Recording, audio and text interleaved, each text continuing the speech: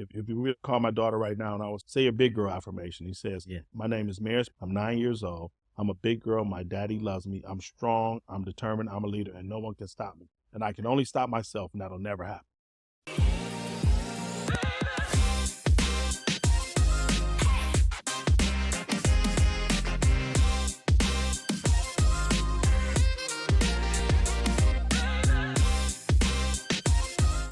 What's up, dads? This is the Rise and Dad podcast, a podcast in perspective about life as a dad from dads who are intentional about their fatherhood. I'm your host, Kevin Delro, and I have an awesome guest today. I've known him for many years. We work together in the corporate setting, and he's always been such a positive light in my life. I've connected with him about fatherhood, marriage, everything. I love to have him on the pod. Really excited, especially because I've experienced him as a positive dad, supporting just Black excellence as a big thing. You are an example of Black excellence. So we're really excited to have him here. So Mark, why don't you tell us your dad stats? Hello, everybody. Mark Hatcher here. Detroit represent. Hey. So, my dad stats, I would go ahead and say I'm a father of 3, Safia, who's 22, Omar, who's 20, and Maris, who's 9. And though raising Omar and Safia from the ages 2 and 4 respectively, they were not my biological children, but I raised them as if they were. And then Maris came into our lives a little bit over 9 years ago. My wife and I live in the Beacon Hill area of Seattle, and we try to do all things positive, all things inclusive, and all things active. Man, I love that. That's already the social media clip right there. And like you talk about Safia and Omar, Safia, I'm sorry. That's right. You not being their biological father, but that really has nothing to do with actual fatherhood and parenting. Yeah, that's right. There's no distinction whatsoever. Yeah. So let's get into this. One of the first things that I want to touch upon is your identity as OG dad. You've mentioned that. You've mentioned that before, and you shared a little bit about, becoming a father later in life and what that experience was like. Go ahead and share, what was that? So I'm referred to by friends as an OG dad because I became a father later in life. Didn't get married till mid-40s and then had a child 2 years after that. And I was very intentional about having a child. And so when Nolana and I were blessed to find out that we were expecting, it was a great time for us because now we had resources that we didn't have before. We had some experience, what she did because she had children already. Yeah. And we had a collective force that allowed us to be united. From the OG perspective, it meant that I had life experiences that I was able to talk to some of the younger fathers and share some of the lessons I learned throughout the way. I think from the standpoint of being an OG, what that meant is putting away some of the axioms that were norms to other people. Like parenting is 50-50. Parenting is not 50-50. Parenting is 100. Let's go. Because there is no point in time in which you look at a situation and you say, you know what, I'm only going to be 20% there for my kid, or I'm only going to be 40%. Yeah. When it comes to the safety, well-being, and development of your kid, it becomes 100% all the time. So as an older gentleman, having my first child allowed me to lean in through life experiences, so much so that when I took a conscious fathering class to try to figure out some of the things that I may not know, I realized right away that there was not a lot of diversity and not a lot of things that spoke to how I was raised as an individual. So that enabled me to have a conversation with the executive director and talk about some of those things and how they should be interspersed into the class. Once I did that, she thought it was such a good idea. She actually hired me to become one of the instructors. And so that further cemented OG dad to teacher dad. Yeah, that's awesome. So now I wasn't just the old guy having dad. I was more an instructor. So over the course of about 5 years, I probably championed or taught, I would say, and I'll use the term loosely, about 1,000 dads to be conscious fathers, if you will. And so that kind of cemented my role as the OG dad. Yeah, I love that. And when you talk about conscious father, that's very in line with what we talk about here at the Rise and Dad podcast. Is being intentional about what you do, how you live your life, even how you live with your partner and be a partner. So that's pretty cool. And the conscious fathering part was really about how to support your partner and how to show up and be present. Yeah. Because I'm not present if I'm you're on Instagram. Right. Yeah, right, right. Yeah, for sure. And to feeling with my kids. One of the things that I did which was cool for my wife, was once we got home with Maris, from the time she was a week old, I would take her out for at least 4 hours a day. Yeah. The first hour was just to break away from home. The second hour was to do something active. It might be, just walk through the park or Yeah. something like that. The third hour would be like to change her or feed her. Yeah. And then the fourth hour would be to reintegrate her. That would give my wife a chance. And a lot of men don't understand this, but it gives your wife a chance to take a shower, to go to the bathroom. Just be a regular human. Yeah, to have a glass of wine or Yeah. something, because otherwise the baby's always attached to it. Yeah. And the longer you do it and the more you do it, it also gives your wife the confidence that you can be self-sustaining. There you go. With your kids. Yeah, my wife there was this time, actually, this is the inspiration behind this pod, was that she was traveling for work and she was 15 days in Cambodia, just really far from us. Mm-hmm. And at the same time, we have a nanny that helps, but Yeah. she was sick the first week. Uh-huh. So the first week I was doing morning, wake up, lunch, drop off, pick up, literally everything. And I learned so much from that experience. And I also shared it out. So I wrote a social media post. I was like, this is what I learned from my experience. And a lot of moms reached out to me like, man, I wish my husband would be more vocal about these experiences or be able to do some of these. And in my head, I'm like, how do you not know how to do that? Like, you should know how to put your son or daughter to bed. Yep. You should be able to do all those things. All of those things. And so it was a little surprising to me because it was like, why don't you already know that? And so I love to hear that, because like a lot of the things when I talk to guests on this show is like, what always comes out is this strong partnership. Mm-hmm. And I feel like it should, because we say rise and dad and dads who are intentional. We are only the Robin to that women who are around there. That's right. And it's interesting in our household. Not only is it the Batman and Robin thing, but for me, I'm very type A and my wife is very not. We show up very different. Mm-hmm. And so I show up when I have running laps in the house and trying to figure out a crossword puzzle, things like that. Whereas my wife is more of a serene, I'll read the 50 pages a night to her before she goes to bed. That sort of thing. So those are some of the ways in which we differentiate from each other. But I'm very present, very adamant about being present with my daughter. And I love it. Honestly, I love it when my wife goes out of town. I love it. Marriage has been around 9 years, and we've had about 15 trips. Yeah. And 10 of those have been just her and I. Yeah. And it's so cool. Now she packs her own bag and she navigates them through the airport. Yeah. We roll out together. It's the greatest thing. I love that. That's so dope. One of the things you hit it when you said you like when your wife's out of town or does it. I'm the same, bro. Like the reason why it's like when my wife is around, my daughter is all about her. Yeah. Right. They're just such buddies, right? But if she's gone, that's so cool. We're doing all these things. She'll often be like, hey, can I go out to happy hour with her friends? I was like, please, then we're going to hang out. I have a business trip I can't wait. We're going to be hanging out. It's so cool. And see, for us, because my daughter is very strong-willed and she's very type A too. Sure. What I like about when my wife is out of town, there's a single thread of communication. There you go. There's no mommy, daddy back and forth. When my wife is out of town, we have a routine and we have boundaries. So I set firm boundaries and I say, here's the schedule for today. What do you want to do? All right. If you still want to do B, then we have to complete A. Yeah. All right. We want to get to C. We need to hurry up with B. Yeah. And it allows me to manage the day, manage her, and it allows her to self-govern because I'm trying to develop and grow while I nurture. Yeah. Mm-hmm. I love that, man.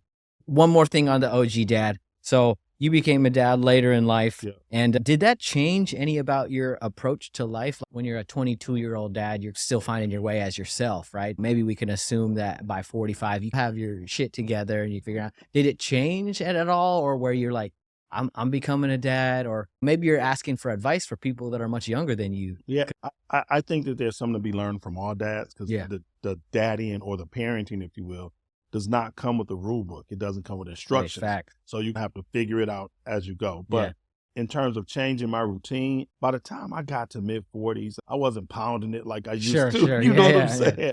And so but what it made me do is be a little bit more selective about how often and how hard I went because no matter what, at about 7:15 every morning, Maris is going to come in the room and, Daddy, you sleep? She opening your eyes. Right? Yeah. So if you're baited from the night before, good luck to you. That's hilarious. That's the first thing. The next thing is in terms of planning. Like if you look at the life of Nolana and I now, probably 80% of things that we do are kid friendly. Sure. And it's great because Seattle has a great environment for that. Yeah. We go to the winery every single Friday, a winery that we're members of. Every single Friday, we go there from 4 to 6, and it's kid friendly. And Maris has been going there since she was in vitro. And so now Wow. she walks around like she owns the place. She Yeah, goes behind yeah. the bar She's the and all governor that. of there. Right, Yeah, right. that's And awesome. there's several places like that. And friends, the changes that I made were picking places that were kid friendly. I like And that. also, what I am home more. I enjoy getting my daughter set for her shower every night at 7. I was bathing her. My way of connecting, I was bathing her from the time she was born all the way up until she was like 6. Then I taught her how to bathe herself. Yeah. And now she does that. Then when she gets out, I help her lotion, and then I tell her what we're going to do for the night. Then my wife comes in and typically reads. Yeah. And once my wife reads to her for an hour, then I come back and we do prayers and affirmation. And that's it. Sure. That's a nightly thing. You talk about the affirmations. Mhm. I asked you a question, and we did in the write-up, and you talked a lot about ritual. Mm-hmm. And I know that y'all are a strong Christian family. Yep. You have strong beliefs there. Yep. Can you talk to me a little bit about your Christian angle as a dad, and then how that kind of transpired into these affirmations and like what you do every night? Being a Christian is the foundation, but I try not to be, for lack of a better term, a Bible thumper, if you Right, will. 100. Because Yeah. nobody wants to hear me Yeah. preaching and testifying to them. Yeah. However, if I can lead by example and do Yeah. things that exhibit a patient understanding and grace, Yeah. then I can be good. But one of the things that we do is we go to church every Sunday, and I was selective about picking up a church that had a kids ministry because I wanted my daughter to grow into the space where she was not necessarily a Christian, but she would have faith or believe in something that was greater than her, Yeah. that was intangible. Sure. Because if you have certainty, you don't need faith, but you need faith to grow and develop. Hey. The next thing is affirmations help to ground you in something that is oriented towards either your culture, your spirituality, or some type of goal that you have. So one of the, if you were to call my daughter right now and I would say a big girl affirmation, he says, Yeah. my name is Maris Bean Hatcher. I'm 9 years old. I'm a big girl. My daddy loves me. I'm strong. I'm determined. I'm a leader, and no one can stop me. And I can only stop myself, and that'll never happen. She says that all the time, and that's every night because I want her to be steadfast, honest, and true. She has a poem that she says every night that talks about urgency called I'm Only Just a Minute. It says, I have only just a minute, only 60 seconds in it, forced upon me, can't refuse it, didn't seek it, didn't choose it. I'm a suffer if I lose it, give account if I abuse it. Just a tiny little minute, but eternity is it. And she says that every night too, so that's one of our things in addition to the Lord's Prayer. And then we have another affirmation. But those things ground her in who she is. It centers her, and it helps her to refocus when she is in a bit of a quandary about who she is and what her identity is. I'll say, you need to say your affirmation, or you need to take a few minutes quiet time or for some breathing. And all those things are centered in Christianity, but more importantly, they evolve around self so that she can recenter and then determine who she wants to be. Because I think as a parent, one of the most important things that I want to do is give her the gift of discernment. Because people talk about, you have a beautiful little girl. I know you're going to have a shotgun. You're going to chase guys. Yeah, when she gets into dating, I get the same stuff. Not doing that, but right. If you give them the gift of discernment, when it's that time for flowering or whatever, they can be decisive and they can say, hey, little Johnny, come in the back. I got something I want to show you. Because if it's on her own terms, then I'm fine with it. Yeah. And that's what I'm raising. She's confident in her own self That's and what she raising. is. And I feel that too. Like you, as a dad to girls, you always get that question. Like, oh, it's going to be trouble when they're 13, whatever those things. And I'm like, man, we're putting in the work now so that she is a confident, strong young lady. And she'll be able to make the right decisions because we did that. That's right. And I think also you model in how you treat them. So I don't believe in the princess diatribe, if you will, but I do believe in having her to understand that her daddy is treating her a certain way. Yeah. And it's because she deserves it. And she deserves it because she does the things that are necessary to do that. And if she doesn't carry herself in such a way, then it's up to her to determine what she gets and what she doesn't. So there's this specialness about being a girl dad. Yep. And I hold myself to this, where a lot of how she, at least my daughter, sees love is how she sees that I love my wife. Exactly. 100%. So if I'm talking to her in a loving way, holding her in a loving way, if I'm showing love, these are the examples that I'm going to show her that what love looks like, right? So when she's at that age where she's searching for a partner, this is what love looks like, right? This is what I'm looking for, right? And so if I'm a shitty partner, that's what she might be like. This is what it's, everybody yells at their wife. And so this is just normal. And so I hold myself to that, where I'm like, I got to be an example of what love looks like. So she sees that. No, 100%. Within that, I will also say that I think it's important too for your kid or your daughter, particularly, but we have older children too, to let them see how you disagree. Sure. Because life isn't all peaches Hey, and there you cream. go. Okay. And so you have to allow them to see how you navigate through the tough times too, and how there's a Seeing, yeah. And we do that by teaching I feel and I need state.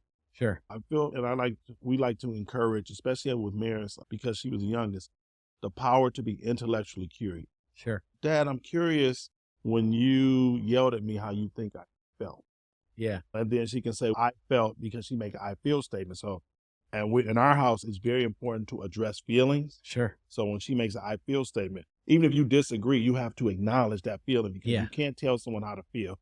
That's so huge. Yeah, the feeling is big, because like my wife and I will always be like, it's okay to feel this way. It's okay. You should cry if you feel that way, but we talk through it too. And my wife is 10 times better than me at it. I'm always like, why are you crying? I might be saying something that I'll be like, oh yeah, I got to address the feeling and be with it. So for that too, I tend to lean in and say, I'm curious about the tears. Tell me more. Sure. Yeah. Or yeah, why did you feel that way? That's what my daughter says all the time. If I'm talking a little more stern, she'll be like, Daddy, you're talking loud. And I'm like, talking loud. I'm just, the moment I'm serious, she thinks I'm talking too loud.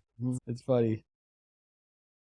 All right. So one of the cool things that you shared with me, you talk about your approach to fatherhood, and the line you said was embrace presence over perfection. And I could take away what that means, but I'd love to hear from you about it, because I feel the exact same way. So in talking with fathers, the 1,000 or so fathers I had over the 5 years I was teaching the class, one of the things that was evident in what made the fatherhood experience more enjoyable, and that thing was present. Like, and I used to say, perfection doesn't exist when it comes to, but presence does. So I said, we need present over perfect. And so I create this mantra called presence over perfection. And it just means you don't have to be perfect, but you got to be present if you really want to see growth and development. And so presence just means being in the moment, in that section with the kid. And it's impossible to be present all the time, but you can be present and real when you're there. And I think in doing so, it allows you to strive towards getting better than you were yesterday. And that's all moving toward the right way, if you will, if there's a right way, but towards what you seek and what you aspire to be. And so presence over perfection is a mantra that just suggests that you have to be present. You have to be in the game. You have to be emotionally in tune in order to make an impact towards perfection. I like that. And the presence is when you talk physically, like my daughter still, some days I pick her up from school, when she turns that corner and makes eye contact and she goes, Dad.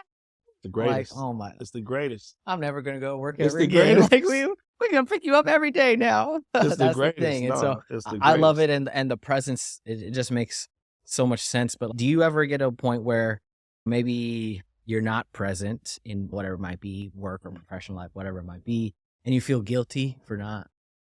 Because I get that. My daughter's mad when I go to the gym. She'll be like, Daddy, I hope you never, ever go to the gym ever again. I go, babe, I got to get healthy so I could be alive, forever. I think for me, guilt is too strong, because I love big and I love strong. I love very big and strong. And so I expect it to be a letdown when I go away. But I think that's the part that I'm seeking to develop in her, because not even codependency on me do I want.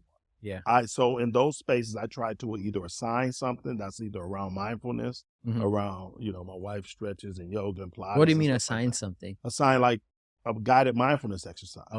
Or a pastor, something that she can read or memorize or something like that. Because within that, there allows some self-inflection, some reflection. It also allows her to build confidence around what I like to tell her is, you're your own best friend.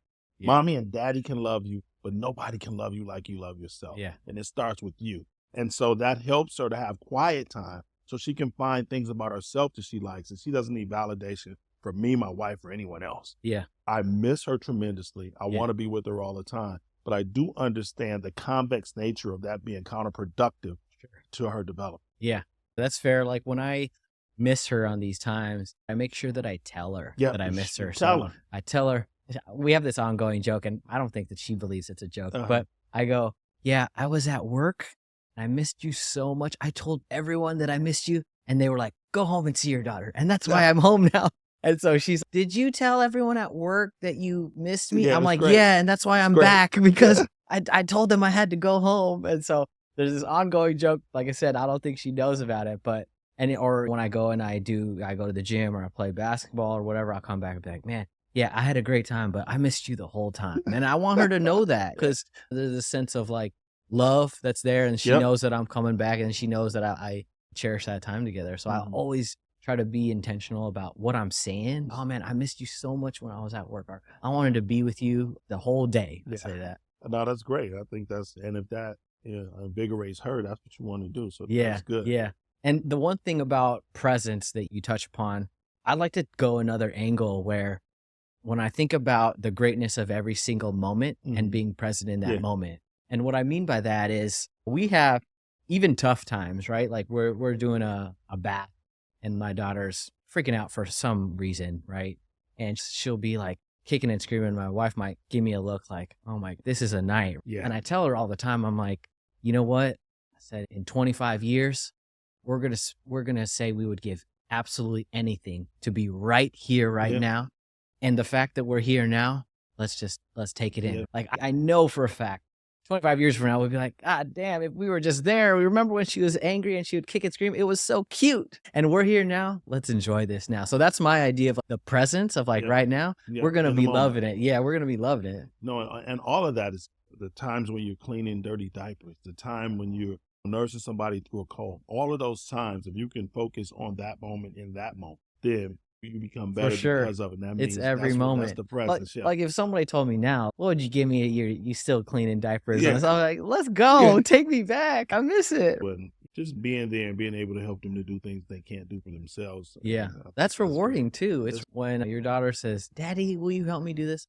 Oh, Yeah. absolutely. Yeah. Thank you. Thank you for asking me. Like Yeah. it made me feel a certain way that you trusted me to do this. Yeah, but with my daughter being 9 now and us trying to push her towards more independence, what I will ask her when she asks me to do something, I will ask her because I want to ascertain whether or not she's being lazy, whether she's putting Oh, on. okay. So All I right. tend to I like say, that. now, are you asking me to help you because you can't do it yourself or because you just simply want some help with daddy? Yeah. And then that creates a dialogue again because I'm trying to create responsibility Yeah. on her part. And then I'll say, okay, and I'll assess whether I think it's something that she should be able to do. Yeah. And then if not, we seek to stage gate the steps to success. Yeah. So that way, maybe she can't do all 10 steps, but she can do 1 or 2 today. Sure. And that's why she's become so good at reciting things because we'll break them down 1, 2, 3, or a Yeah. section or a part. Yeah. And that's what I love to do. I like Yeah. that.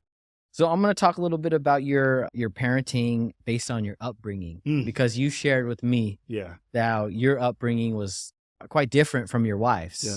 And to some degree, you guys went through different things, but you got to come together and raise a Black daughter Yep. here in America, which, could be very tough. Yeah. Right. So why don't you tell me about that and that whole experience? I tell probably the single-handed most responsible experience for who I am today is probably my mother. Close second is Morehouse College, but my mother, Lois May Branch, was her maiden name. But Yeah. My mom was raised in Jim Crow, Louisiana. Yeah. And came to Detroit as a part of the Industrial Revolution in the late 50s, early 60s. And she met my dad there and they did their thing and it was a great run. But my mother raised us really was one might say today with an iron fist. I was the 5th of 6 welfare Section 8 kids from Detroit. And you had to mind and do what she told you to do, not only with the quickness, but with the precision, because growing up in Detroit in that time, it could cost you a life. Detroit is very territorial. So you don't wander off. Like I'm from Southwest Detroit. I don't end up on the northwest side of town or the east side or the west side because if people don't know me over there, then I'm having some issues. But my mom reared us to listen and be precise in what we do and be very intentional about our response to things in the environment. So I had, like I said, I was the 5th of 6. So I have 3 older sisters that are 14, 13, and 9 years older. And I had a brother who's deceased now who was 8 years older. But all those people were responsible for rearing me in addition to my mother. And pulling something from each one of those individuals helped me to better understand what it took to be a parent. And then also because all of my sisters had children by the time they were 18, at some point, I had nephews and nieces who were right around the same ages. So my nephew, who I referenced earlier, my nephews and nieces were all raised in the same household like my brothers and sisters. And so within that, it lends itself to me to not only borrow those parenting skills, but also to infuse, I want to say, just a spirit of intentionality and a spirit of, hey, you need to heed this advice because it's going to be beneficial to you later. I give my daughter a lot of space and a lot of latitude, Kev, but I typically have a zero tolerance policy around lying and also around her safety and whereabouts. They're not negotiable because also if my daughter were to tell me something, I want to know that what she's telling me is true. Because before I go and get into a situation, I don't want to have to come back and retreat because she told me something. I feel that because my daughter has gotten to the point where I'll be like, she'll be sneaking a treat or something, and I'll ask her, and sometimes I know that she is lying, and it's not the lying part that gets me. I'm like, why do you think you needed to?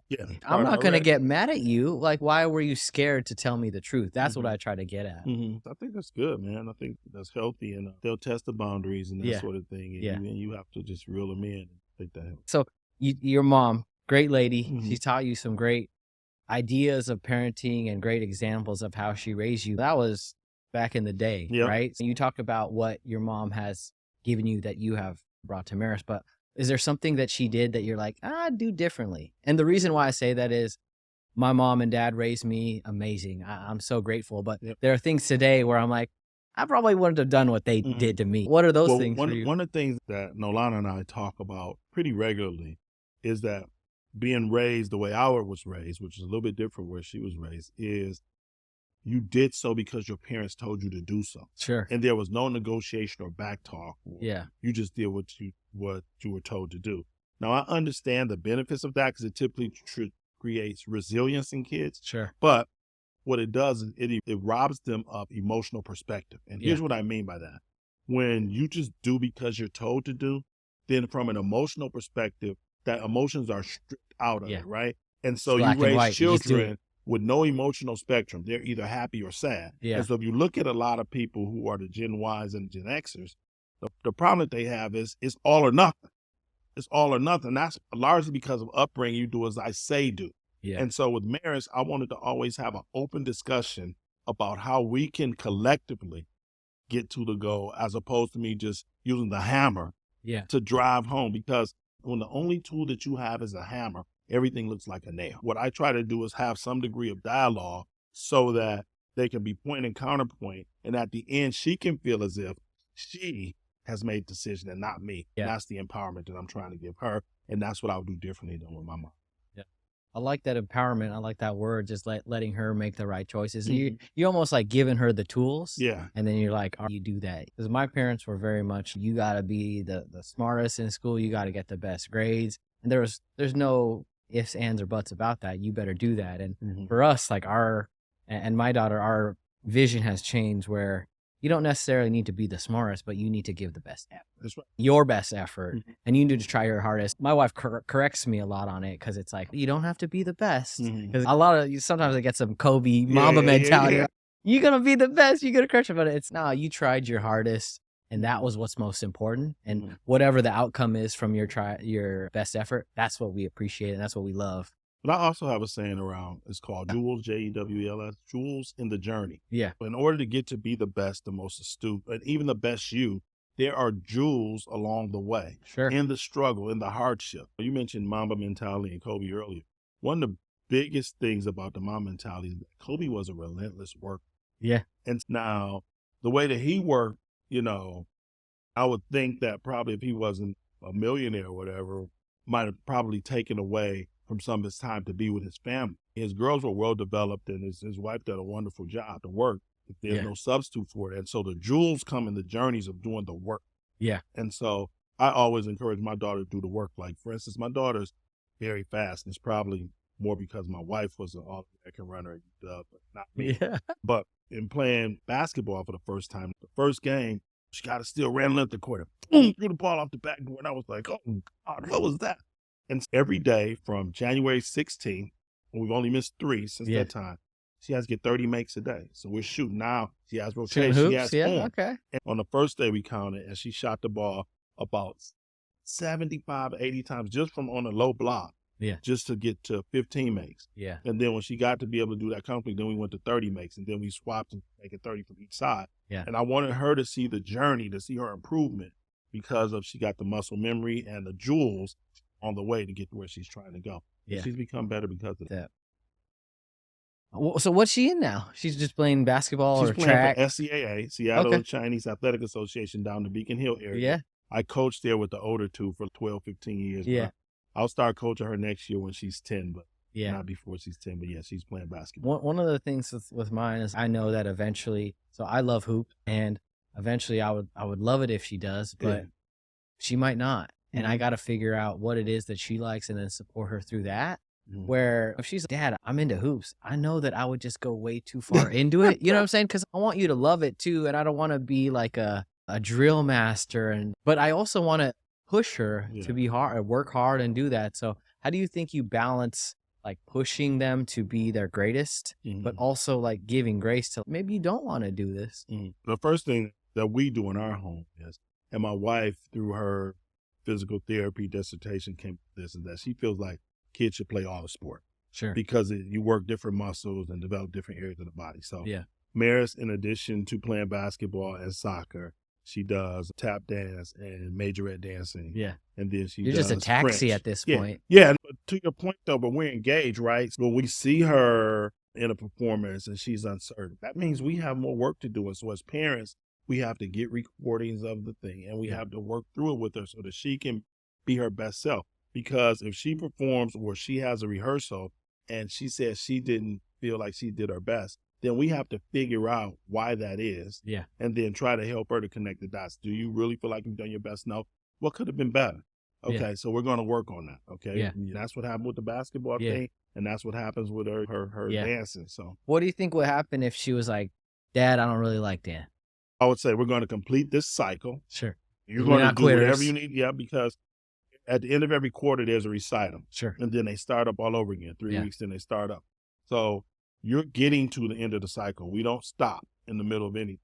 So we're getting through the end of the cycle. And then once we get through the end of the cycle, you can make decisions if you want to do that again. But about 20 of your working hour of your non-school hours a week are going to be dedicated to something in the community or outside the house. Yeah. It I can like be that. sports. It can be feeding the homeless. It can be working with kids smaller than you. Yeah. I don't care, but you're doing something outside the house that's going to be community based. I like that. Can you share any examples of the community part? Because like there are times where I think about that for my daughter. And she's a little bit younger. I'm like, we need to get her more involved. It's just finding the right opportunity, what makes sense. You guys done. There's a couple things with camps now that she's bigger. So someone like a kid like your kid, like she can be there and show them and be a demonstrator on some of the things that they're doing, right? Then also Maris was in a French submersion daycare. Okay. So she's fluent in French. Okay. So now that Are she's you? older, no. She's saying stuff you don't even know. Yeah, she is looking it up. But what we do is now Maris goes back on Fridays to the daycare with a French speaking because they have an evening class. Yeah. And not only does she refresh, but she helps some of the younger kids That's great. understand and learn what Tata, the teacher in French, is trying to say. So those are a couple of things there. The greatest part about the work that I get to do on this podcast is I get to talk to dads who are sharing about their kids who are doing great things, right? And I think that you got to be very proud.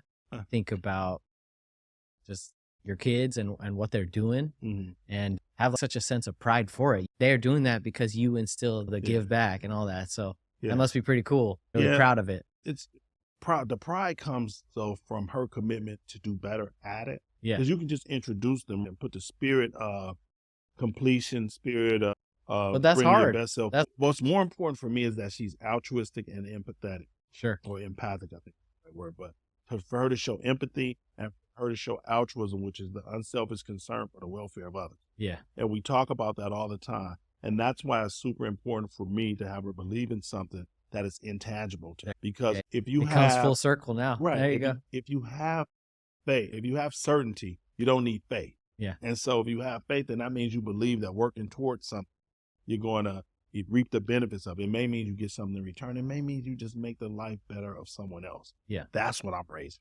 Love it.